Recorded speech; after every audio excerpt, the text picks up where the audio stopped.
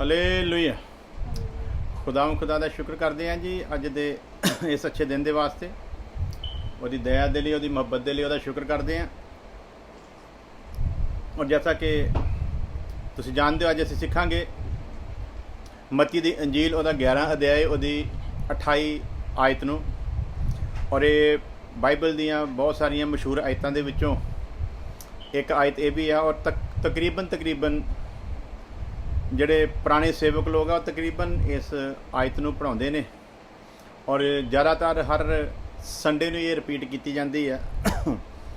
और अज असी इसे वर्स नूं लैके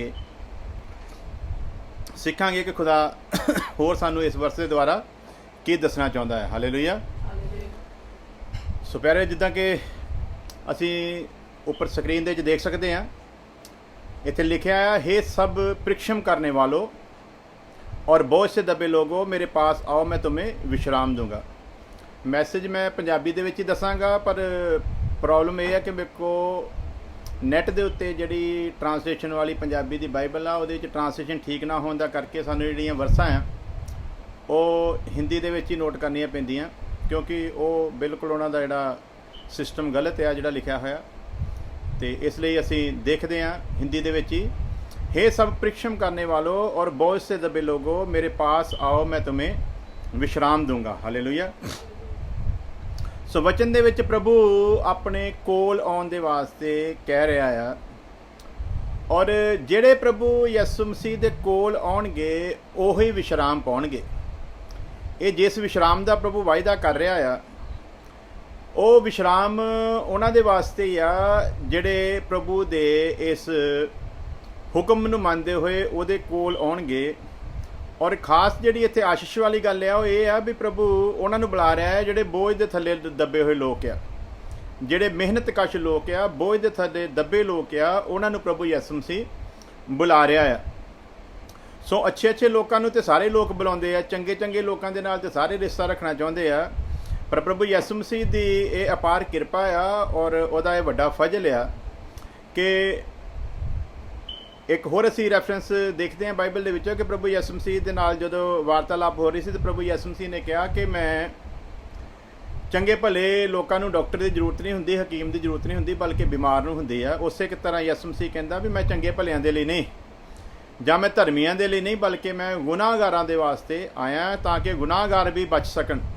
सो दुनिया धर्मियां नूं बुलाउंदी है, धर्मियां दे नाल ही रिश्ते रखदी है, ते धर्मियां दे नाल ही सारे वास्ते हुंदे आ, ते जां फिर उच्चियां दे नाल वास्ते हुंदे आ, जां फिर जिहड़े ठीक ठाक आ उन्हां दे नाल वास्ते हुंदे आ, जां जिन्हां दे कोल सानूं कोई वापसी मिलण दी आस हुंदी आ उन्हां दे नाल इहो जे वायदे हुंदे आ। लेकिन प्रभु यसु मसीह कहंदा, हे परिश्रम करने वालों और बोझ से दबे लोगों, मेरे पास आओ, मैं तुम्हें विश्राम दूंगा। सो जरूरी है असीं यसु मसीह दे कोल आइए ताकि विश्राम पाइए।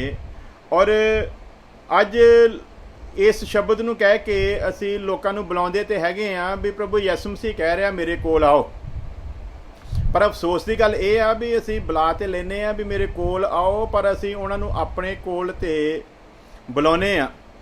ये कह के कि प्रभु दे कोल आओ, पर बुलाउने अपने कोल आ, ते अपने कोल बुला के ते प्रभु दे कोल लैके नहीं जाते, बल्कि अपने कोल ही रख लेने आ।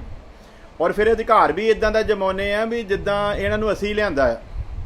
सो वचन दसदा आ कि जिन्नी देर तक बाप ना लैके आवे कोई मसीह यसू दे कोल आउंदा नहीं है।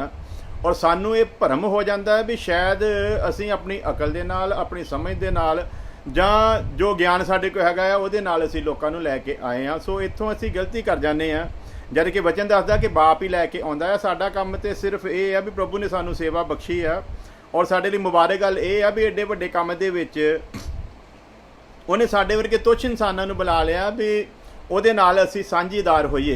सो यही ਉਹਦੀ ਵੱਡੀ ਕਿਰਪਾ ਆ। ਸੋ ਅਸੀਂ ਜਿਨ੍ਹਾਂ ਨੂੰ ਅਸੀਂ ਪ੍ਰਭੂ ਦੇ ਨਾਮ ਦੇ ਵਿੱਚ, ਪ੍ਰਭੂ ਯਿਸੂ ਮਸੀਹ ਦੇ ਨਾਮ ਦੇ ਵਿੱਚ ਬੁਲਾਉਂਦੇ ਆ ਨਾ, ਜਦੋਂ ਜਿਹਦੇ ਨਾਮ ਦੇ ਵਿੱਚ ਬੁਲਾਇਆ ਗਿਆ ਆ, ਫਿਰ ਸਾਡਾ ਫਰਜ਼ ਬਣਦਾ ਅਸੀਂ ਉਹਦੇ ਕੋਲ ਹੀ ਲੈ ਕੇ ਜਾਈਏ। ਪਰ ਅਧਿਕਾਰ ਤੇ ਅਸੀਂ ਇਦਾਂ ਦਾ ਜਮਾ ਲੈਂਦੇ ਆ ਵੀ ਨਹੀਂ, ਤੈਨੂੰ ਮੈਂ ਲੈ ਕੇ ਆਇਆ ਤੇ ਤੂੰ ਮੇਰੇ ਕੋਲ ਹੀ ਰਹਿਣਾ, ਤੈਨੂੰ ਤੇ ਬਪਤਿਸਮਾ ਮੈਂ ਦਿੱਤਾ ਸੀ, ਤੇਰੇ ਕੋਲ ਤੇ ਪ੍ਰਚਾਰ ਹੀ ਮੈਂ ਲੈ ਕੇ ਆਇਆ ਸੀਗਾ, ਇਸ ਕਰਕੇ ਤੇਰਾ ਹੁਣ ਫਰਜ਼ ਇਹ ਬਣਦਾ ਵੀ ਤੂੰ ਮੇਰੇ ਨਾਲ ਟਿਕਿਆ ਰਵੇਂ। बेशक सानू उन्होंने देण दे वास्ते साडे कोल खुराक होवे ना होवे, उन्होंने निजात के अंजाम तक पहुँचाउण दे लई साडे कोल ज्ञान होवे या ना होवे, पर साडी तमन्ना की रह जाती है भी ये हुण मेरे कोल आ गया आ ते मेरे कोल ही रवे। ਚੰਗੀ ਗੱਲ ਆ, ਤੁਸੀਂ ਆਪਣੇ ਕੋਲ ਰੱਖੋ, ਇਹ ਵੀ ਕੋਈ ਮਾੜੀ ਗੱਲ ਨਹੀਂ ਆ। ਪਰ ਜੇ ਤੁਸੀਂ ਆਪਣੇ ਕੋਲ ਰੱਖਣਾ ਆ ਤੇ ਫਿਰ ਉਹਨੂੰ ਉਹ ਗਿਆਨ ਵੀ ਦਿਓ ਜਿਹੜਾ ਗਿਆਨ ਉਹਦੀ ਜਾਨ ਨੂੰ ਬਚਾ ਸਕਦਾ ਆ। ਤੇ ਜੇ ਉਹ ਗਿਆਨ ਉਹਦੀ ਜਾਨ ਨੂੰ ਬਚਾ ਨਹੀਂ ਸਕਦਾ ਤੇ ਫਿਰ ਸਾਡਾ ਇੱਕ ਅੱਛੇ ਸੇਵਕ ਹੋਣ ਦੇ ਨਾਤੇ ਫਰਜ਼ ਬਣਦਾ ਆ ਵੀ ਅਸੀਂ ਪਰਮੇਸ਼ਵਰ ਦੇ ਉਹਨਾਂ ਬੱਚਿਆਂ ਨੂੰ ਜਿਹੜੇ ਉਹਨੇ ਸਾਡੇ ਤੇ ਭਰੋਸਾ ਰੱਖ ਕੇ ਸਾਨੂੰ ਦਿੱਤੇ ਆ ਕਿ ਅਸੀਂ ਉਹਨਾਂ ਨੂੰ ਤਿਆਰ ਕਰੀਏ, ਫਿਰ ਅਸੀਂ ਉਹਨਾਂ ਦੇ ਹੱਥਾਂ ਵਿੱਚ ਦਈਏ ਜਿਹੜੇ ਉਹਨਾਂ ਨੂੰ ਤਿਆਰ ਕਰ ਸਕਦੇ ਆ।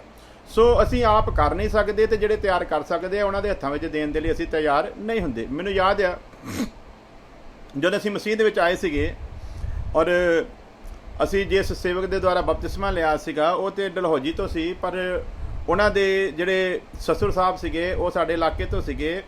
ਬੜੇ ਭਲੇ ਮਾਨਸ ਇਨਸਾਨ ਸੀਗੇ ਔਰ ਬੇਸ਼ੱਕ ਗਿਆਨ ਨਹੀਂ ਸੀ ਲੇਕਿਨ ਮੁਹੱਬਤ ਵਾਲੇ ਸੀਗੇ।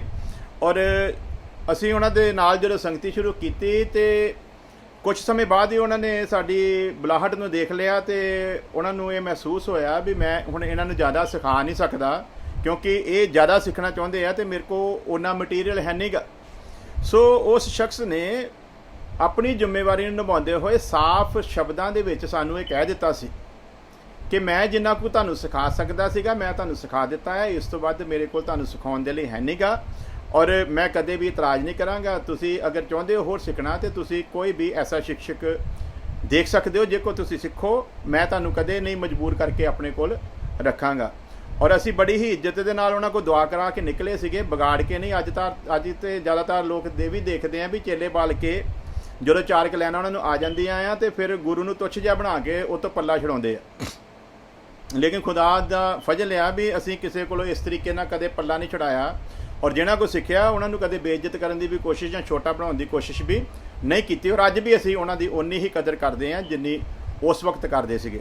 ਸੋ ਜਿੰਨਿਆਂ ਕੋਲੋਂ ਵੀ ਅਸੀਂ ਸਿੱਖਿਆ ਆ ਉਹਨਾਂ ਦੇ ਖਿਲਾਫ ਅਸੀਂ ਕੋਈ ਸ਼ਬਦ ਨਹੀਂ ਆਪਣੇ ਮੂੰਹ ਚੋਂ ਕੱਢਦੇ ਔਰ ਨਾ ਕਦੀ ਉਹਨਾਂ ਦੀ ਸ਼ਾਨ ਦੇ ਖਿਲਾਫ ਬੋਲਦੇ ਹਾਂ। ਠੀਕ ਆ, ਜੋ ਕੁਛ ਉਹਨਾਂ ਕੋਲ ਸੀ ਉਹਨਾਂ ਦਿੱਤਾ ਔਰ ਅੱਗਿਓਂ ਖੁਦਾ ਦੇ ਫਜ਼ਲ ਦੇ ਨਾਲ ਪਾਕਰੂ ਨੇ ਸਾਨੂੰ ਸਿਖਾਇਆ। ਫਿਰ ਪਾਕਰੂ ਦੇ ਦੁਆਰਾ ਖੁਦਾ ਹੋਰ ਅੱਛੇ ਸੇਵਕ ਸਾਨੂੰ ਬਖਸ਼ਦਾ ਰਿਹਾ ਆ। ਸੋ ਪਿਆਰੇ ਜੀ, ਜੋ ਅਸੀਂ ਦੇਖਦੇ ਹਾਂ ਇਸ ਵਰਸ ਦੇ ਅਨੁਸਾਰ ਕਿ ਯਿਸੂ ਮਸੀਹ ਕਹਿੰਦਾ ਮੇਰੇ ਕੋਲ ਆਓ ਤੇ ਮੈਂ ਤੁਹਾਨੂੰ ਆਰਾਮ ਦੇਵਾਂਗਾ।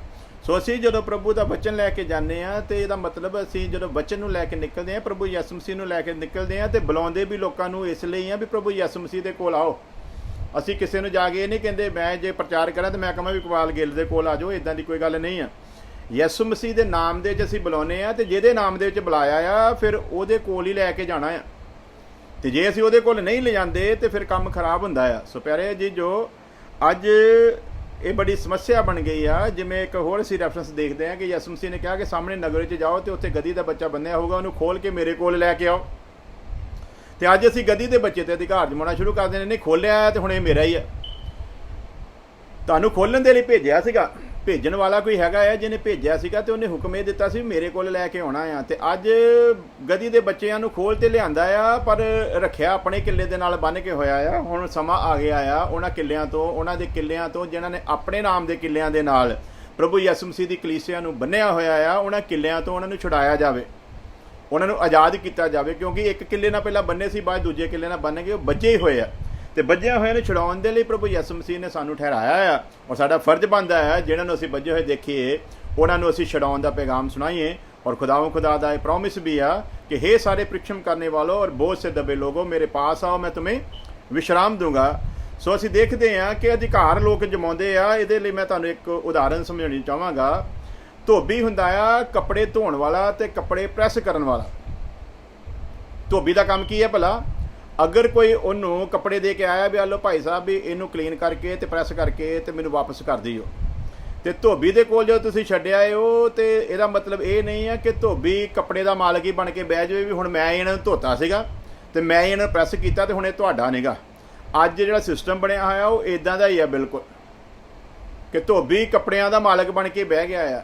ਧੋਬੀ ਦਾ ਕੰਮ ਧੋਣਾ ਆ, ਉਹਨੂੰ ਠੀਕ ਠਾਕ ਕਰਕੇ ਪ੍ਰੈਸ ਕਰਕੇ ਉਹਦੀ ਤਹਿ ਲਾ ਕੇ ਰੱਖਣ ਦਾ ਕੰਮ ਆ, ਇੰਨਾ ਹੀ ਕੰਮ ਆ। ਮਾਲਕ ਕੱਪੜੇ ਦਾ ਕੋਈ ਹੋਰ ਆ ਤੇ ਜਿਹੜਾ ਕੱਪੜੇ ਦਾ ਮਾਲਕ ਆ ਉਸ ਮਾਲਕ ਨੂੰ ਕੱਪੜਾ ਵਾਪਸ ਕਰਨਾ ਪੈਣਾ ਪਿਆਰੇ ਅਜੀਜ਼ੋ। ਸੋ ਉਸੇ ਤਰ੍ਹਾਂ ਪਰਮੇਸ਼ਵਰ ਇਸ ਜ਼ਿੰਦਗੀ ਦਾ ਮਾਲਕ ਆ ਤੇ ਜੇ ਉਹਨੇ ਸਾਨੂੰ ਸੇਵਕ ਸਮਝ ਕੇ ਉਹਨਾਂ ਨੂੰ ਨਿਖਾਰਨ ਦੇ ਲਈ, ਉਹਨਾਂ ਨੂੰ ਧੋਣ ਦੇ ਲਈ ਤੇ ਉਹਨਾਂ ਨੂੰ ਤਿਆਰ ਕਰਨ ਦੇ ਲਈ ਸਾਨੂੰ ਦੇ ਦਿੱਤਾ ਆ ਤੇ ਅਸੀਂ ਕਿਤੇ ਗਲਤ ਫਹਿਮੀ 'ਚ ਨਾ ਰਹਿ ਜਾਈਏ। ਜਿਵੇਂ ਕਿ ਧੋਬੀ ਕੱਪੜੇ ਦਾ ਮਾਲਕ ਨਹੀਂ ਹੋ ਸਕਦਾ, ਉਸੇ ਤਰ੍ਹਾਂ ਅਸੀਂ ਖੁਦਾ ਦੀ ਕਲੀਸਿਆ ਦੇ ਮਾਲਕ ਬਣ ਕੇ ਨਹੀਂ ਬਹਿ ਸਕਦੇ। ਤੇ ਜਿਹੜਾ ਮਾਲਕ ਬਹਿ ਕੇ ਬਣਨ ਦੀ ਕੋਸ਼ਿਸ਼ ਕਰੂਗਾ ਬਣੀ ਜਾਵੇ ਚ ਕੋਈ ਸ਼ੱਕ ਵਾਲੀ ਗੱਲ ਨਹੀਂ। ਸਾਡੇ ਕੋਲ ਕਿਹੜਾ ਡੰਡਾ ਆ ਵੀ ਅਸੀਂ ਤੁਹਾਨੂੰ ਰੋਕ ਦੇਵਾਂਗੇ, ਜਾਂ ਸਾਡੇ ਕੋਲ ਕਿਹੜਾ ਕੋਈ AK-47 ਆ ਵੀ ਅਸੀਂ ਤੁਹਾਨੂੰ ਕਹਾਂਗੇ ਮਾਰ ਦੇਵਾਂਗੇ। ਤੁਸੀਂ ਕਰੋ ਇੱਦਾਂ ਜਿੱਦਾਂ ਮਰਜ਼ੀ, ਪਰ ਯਾਦ ਰੱਖਿਓ ਜੇ ਮਾਲਕ ਬਣ ਕੇ ਬੈਠੇ ਤੇ ਇੱਕ ਹੈਗਾ ਜਿਹੜਾ ਸਭਨਾਂ ਦਾ ਮਾਲਕ ਆ, ਫਿਰ ਇੱਕ ਦਿਨ ਹਿਸਾਬ ਮੰਗੂਗਾ ਤੇ ਫਿਰ ਪੁੱਛੂਗਾ, ਤੇ ਉਸ ਵਕਤ ਫਿਰ ਜੋ ਹਸ਼ਰ ਹੋਊਗਾ ਉਹ ਅਸੀਂ ਬਾਈਬਲ ਦੇ ਵਿੱਚ ਦੇਖ ਲੈਂਦੇ ਆ। ਸੋ ਪਿਆਰੇ ਅਜੀਜ਼ੋ, ਅਸੀਂ ਵੱਧਦੇ ਹਾਂ ਅੱਗੇ ਕਿ ਇਹ ਯਾਦ ਰੱਖਣਾ ਆ,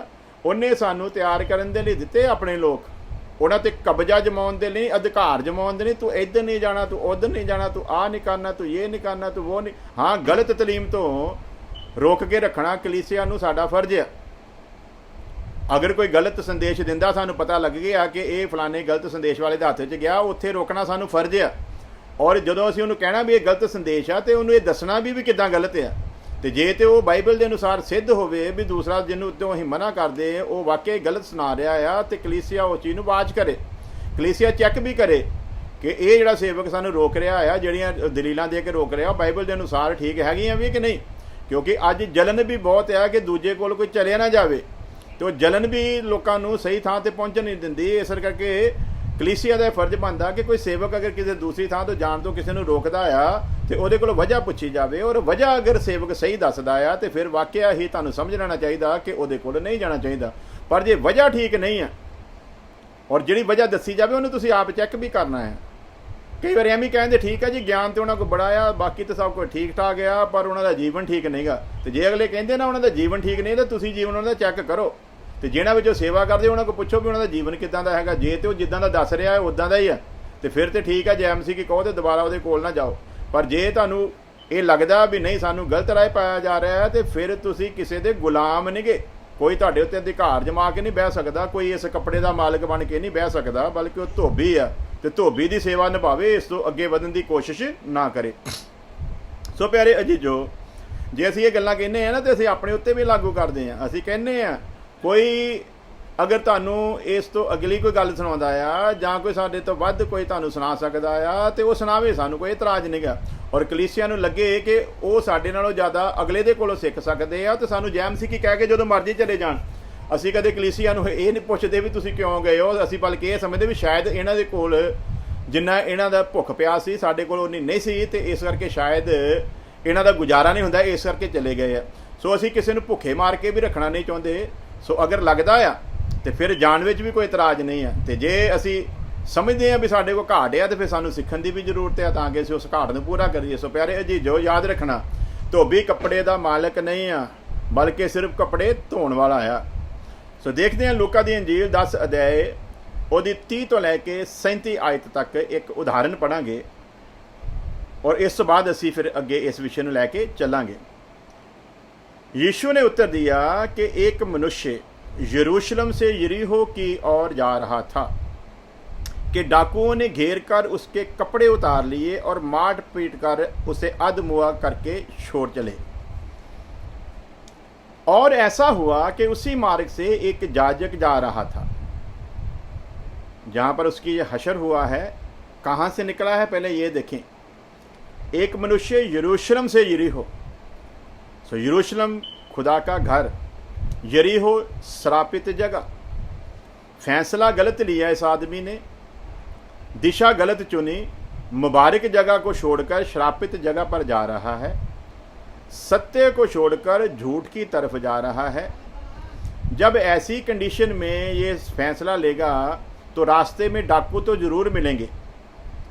सो यदि ये चाहता है कि मैं डाकुओं से बचूं, तो यरूशलेम में रहे और यरूशलेम में ये कुव्वत पाए, कुव्वत पाकर निकले तो फिर डाकुओं का मुकाबला भी कर सकता है। इसीलिए यीशु मसीह ने कहा था, जब तक ऊपर से शक्ति ना पाओ यरूशलेम में ठहरे रहो।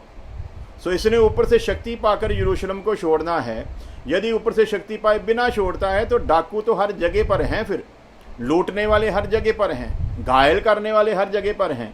फैसला लेने से पहले हर चीज़ का इसने विचार करना है। सो प्यारे अजीजो, और ऐसा हुआ कि उसी मार्ग से एक याजक जा रहा था, परंतु उसे देख के कतरा कर चला गया। ये याजक कतरा कर क्यों चला गया है, इसके बारे में आगे चलकर देखते हैं कि वो जो शख्स था वो कौन था। हालेलुया। सो याजक कतरा कर चले गया। इसी रीति से एक लेवी भी उस जगह पर आया, वह भी उसे देखकर कतरा कर चला गया। परंतु एक सामरी यात्री वहां आ निकला। कौन निकला जी? एक सामरी यात्री। याजक भी निकल गया, लेवी भी निकल गया। वहां पर अब देखते हैं कि एक सामरी यात्री था। सामरी वो है जिनसे यहूदी लोग मेल नहीं रखते, जिनसे मिलना पसंद नहीं करते। सामरी कोई अलग कौम नहीं थे, इन्हीं में से थे, लेकिन पूरी रीति से चलते नहीं थे, इसलिए यहूदी लोग इनके साथ ज़्यादा मेल मिलाप रखना पसंद नहीं करते थे।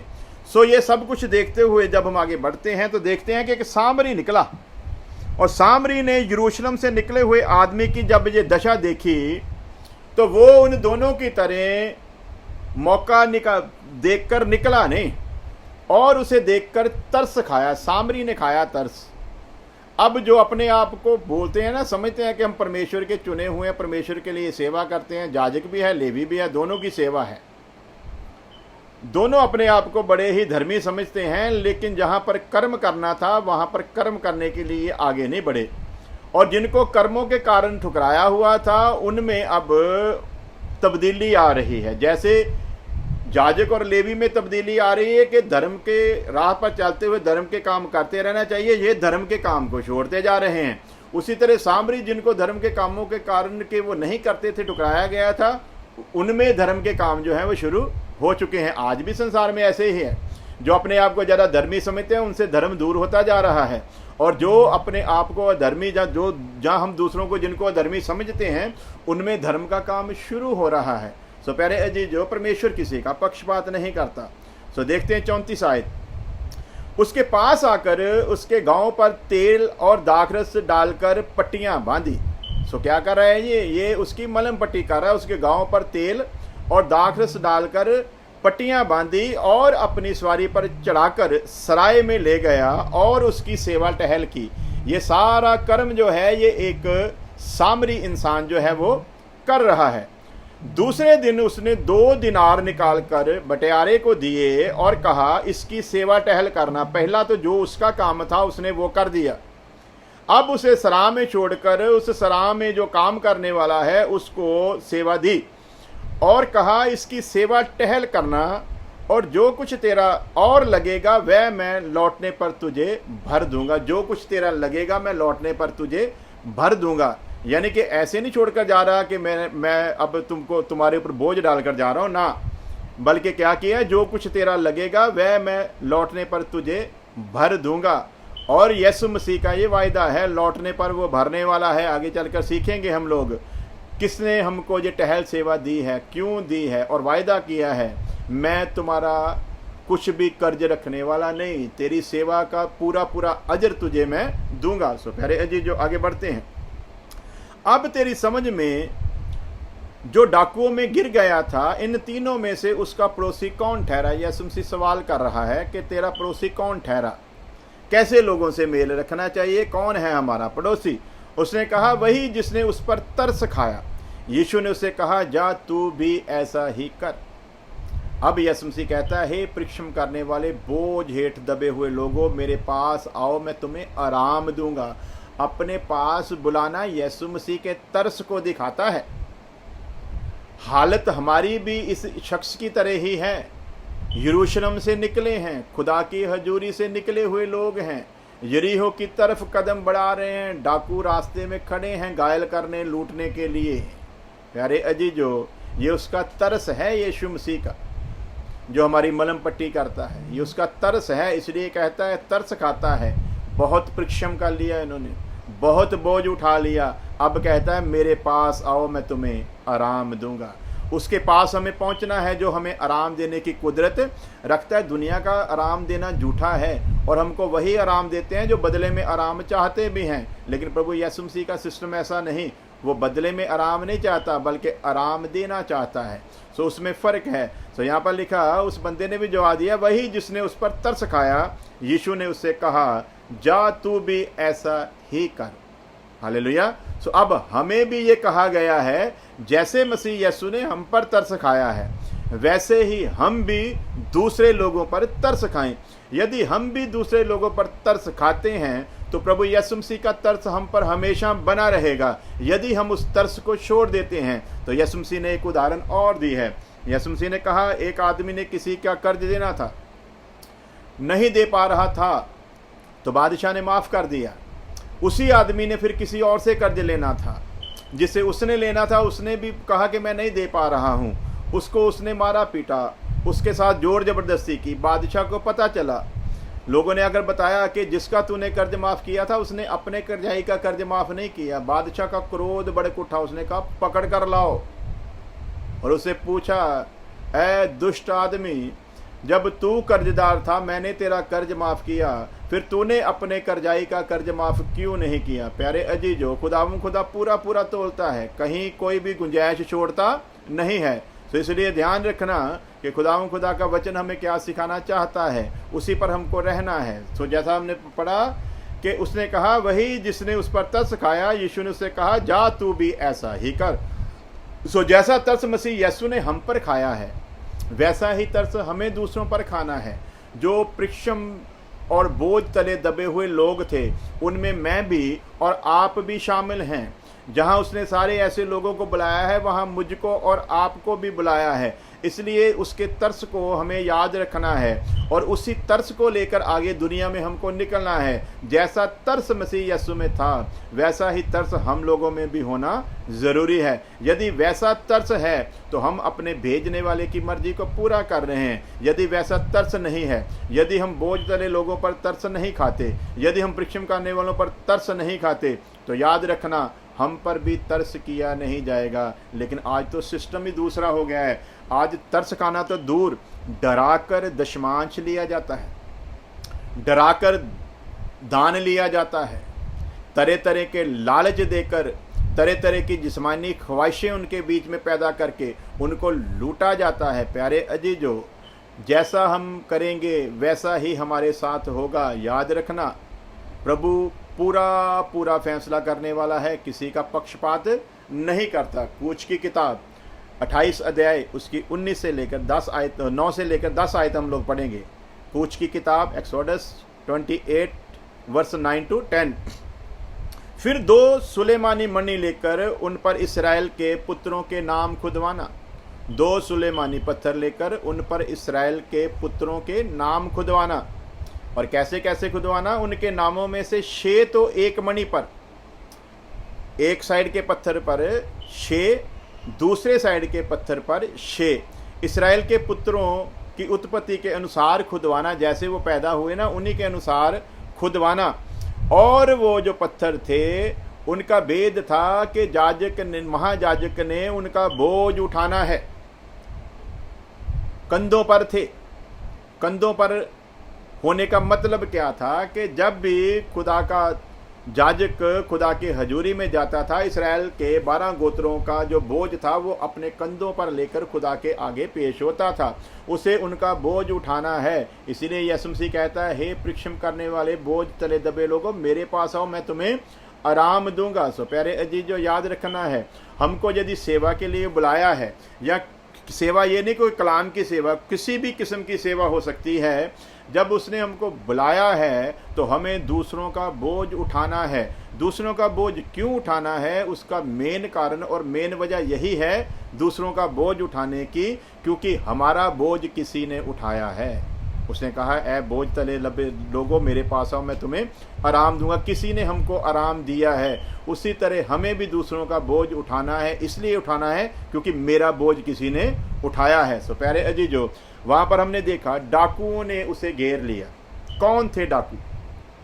जो घेरते हैं, जिस्मानी तौर पर तो लूटने वाले डाकू होते हैं, लेकिन रूहानी तौर पर जब हम देखेंगे, आत्मिक तौर पर बुरे आत्माओं को, दुष्ट आत्माओं को डाकुओं के रूप में आत्मिक तौर पर पेश किया जाता है। जो यरूशलेम में रहना पसंद नहीं करता, जिसका यरूशलेम में मन नहीं लगता, क्योंकि यरूशलेम में रहना है तो कानून में रहना पड़ेगा, यरूशलेम में रहना है तो नियम को फॉलो करना पड़ेगा, यरूशलेम में रहना है तो अपने आपको उसी अनुसार चलाना होगा जैसे खुदा ने हुक्म दिए हैं, लिख कर दिया है। यरूशलेम में रहते वक्त दुखी हो जाते हैं, यरूशलेम में रहते वक्त परेशान हो जाते हैं। क्यों? क्योंकि यरूशलेम में रहना है तो जैसा खुदा चाहता है वैसा करना पड़ेगा। वैसा जब होता नहीं तो फिर यरूशलेम को छोड़ने का फैसला लेते हैं। तो याद रखें, यरूशलेम तैयारी की जगह है। तैयार होकर जाओगे तो कोई डाकू रोकने वाला, कोई बुरे आत्मा आपके पास फटकने वाला भी नहीं है। बिना तैयारी के जाओगे तो याद रखना बुरा हाल कर देंगे।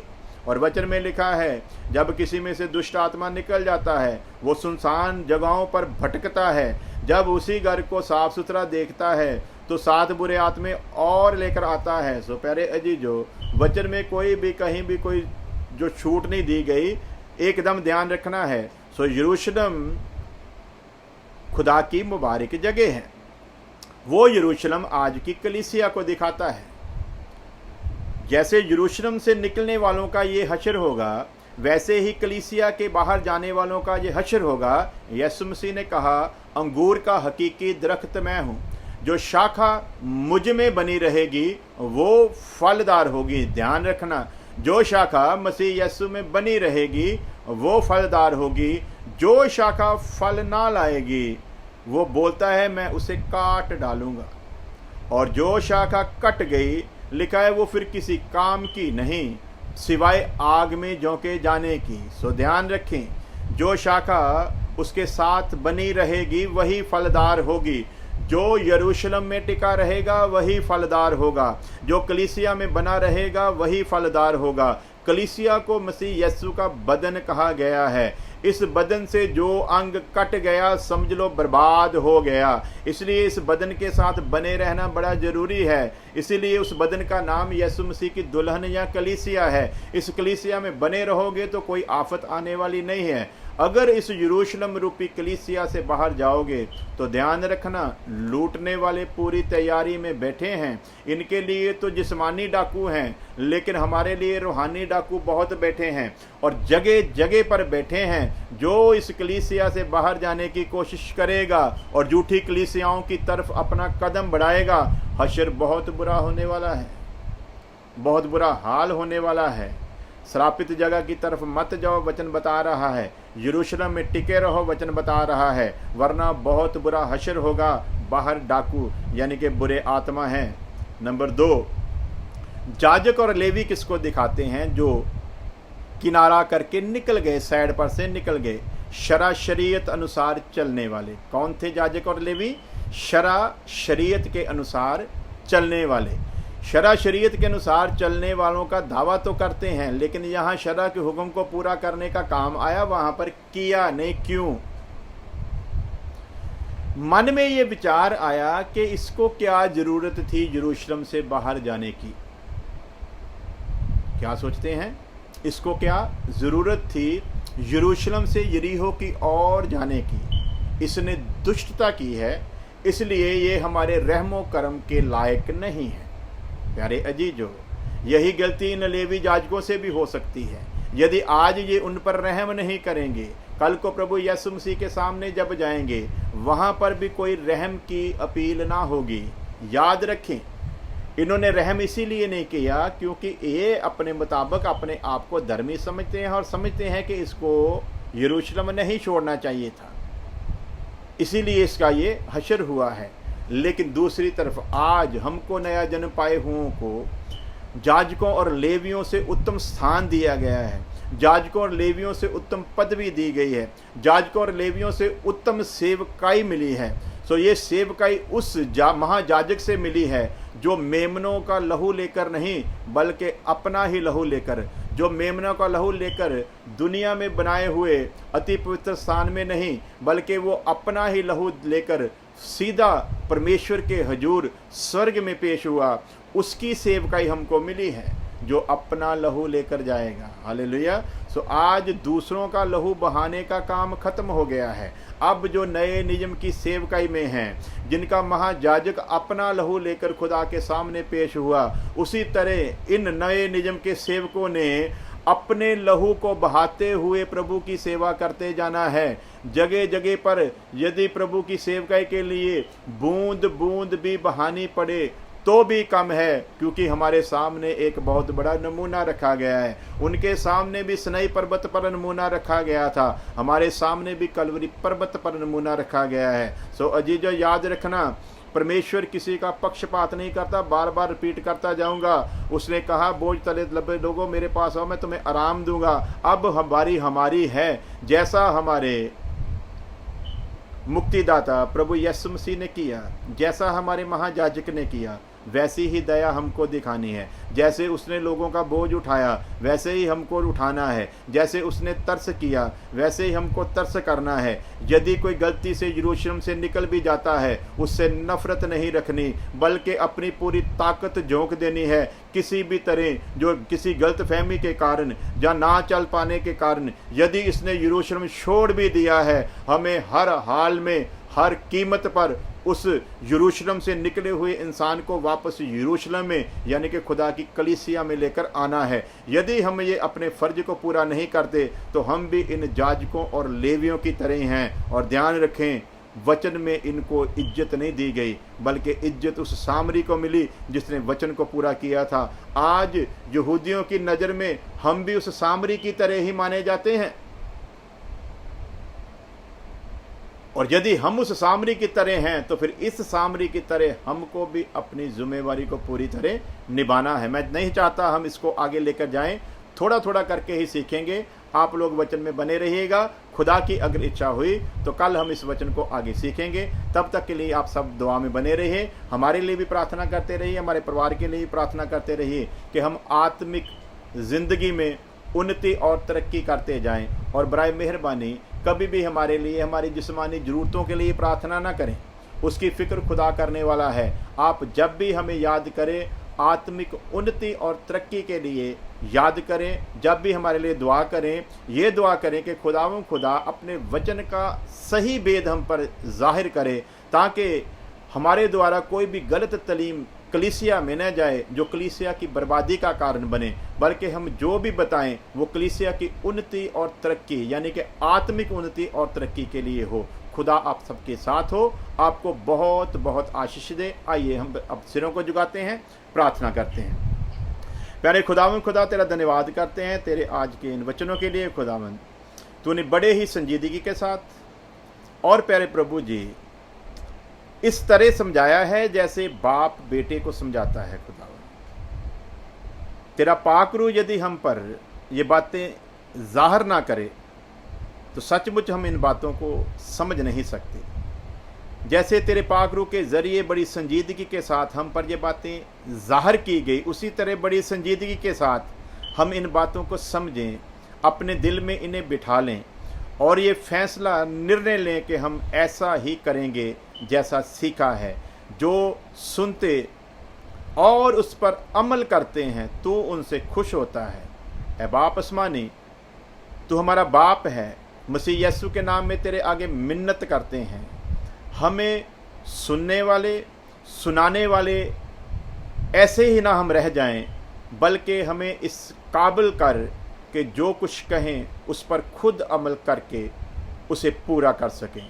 हमारी इस प्रार्थना को सुन ले मसीह यीशु के नाम में, आमीन। अब हमारे खुदा यीशु मसीह का फजल, खुदा बाप की मोहब्बत, पाक रूह की संगत आपसे लेकर हमेशा तक उसके तमाम लोगों के साथ बनी रहे, आमीन आमीन। खुदा आप सबके साथ हो, आप सबको बरकत दे, सबको जय मसीह की।